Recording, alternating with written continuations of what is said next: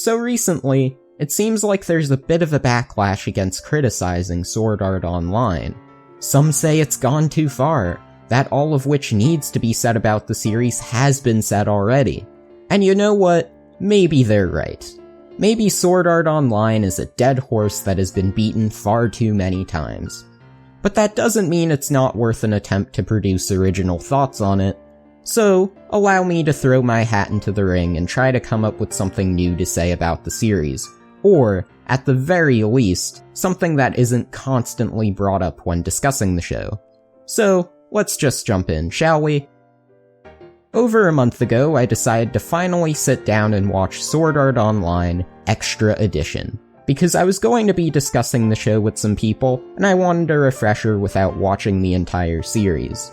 I know many people are very quick to write off recaps for quote-unquote not adding anything new, but they can work if it's been a while since you've watched a show and want to refresh your memory while not having the time to go through the whole dang thing all over again. It's also useful if a show is a bit hard to follow watching week by week, and as a means to avoid any potential confusion. 91 Days in particular has used this type of recap to great effect, as there were many different crime families and groups which made it hard to keep track of at points. Now, as a recap, Sword Art Online falls into the former category of refreshing one's memory, and dare I say, not in a good way. There's many things worthy of criticism that others have already stated. The fan service feels extremely jarring when interspersed with some of the clips from the show, the extra filler scene at the end feels too rushed and pointless, and Arsène Lucifer on Mao made an excellent point regarding how the special is cut, which can give very little context to what's going on.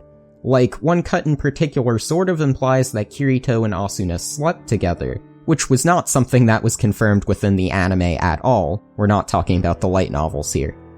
But I'm going to assume that this was made for fans of Sword Art Online, and therefore I'm going to put myself within the perspective of someone watching it who is a fan of the series. A person who wouldn't have a problem with any of the new content added in, because after all, it is fan service. It is intended for the fan.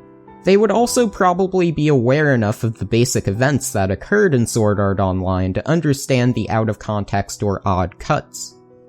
I'll preface by saying that there's no shame in enjoying this special or enjoying the aforementioned aspects of this special. I'm just simply framing my criticism from the perspective of those that would probably enjoy the aspects many of SAO's detractors would probably not enjoy, so excuse me if I'm being a bit reductive in my framing of both parties.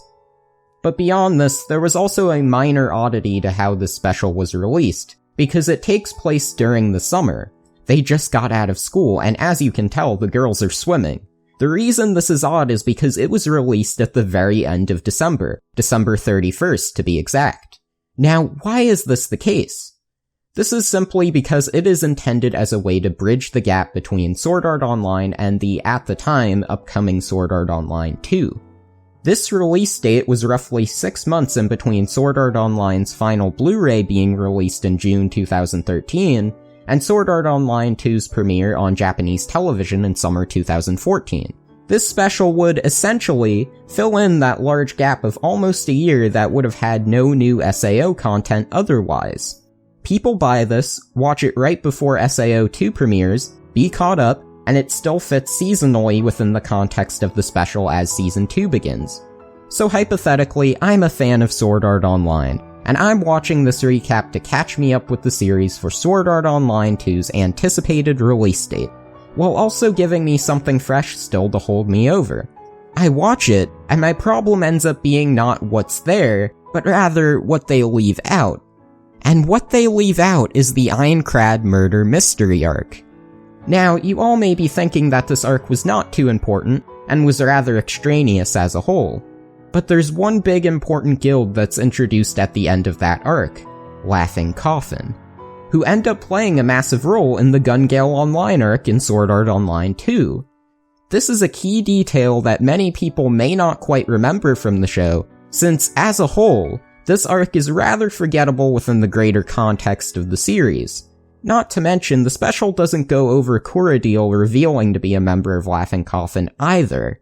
So when people are watching SAO 2 and they find out about Kirito's traumatic experience with Laughing Coffin, the reveal might not hit as hard because they may not remember who Laughing Coffin was, and just assume that the events were retconned entirely. I only say this because I actually had thought that at first, since when I watched SAO 2, I didn't at all remember the name of the guild. Even if I had watched SAO Extra Edition before starting SAO 2, which I did not, I would have still not been able to recall Laughing Coffin from the first season, and that's a major problem. But let's just assume for 1 second that the fans watching it are better than I, and that I just don't have a very good memory. It's still a problem because of what this is intended to do.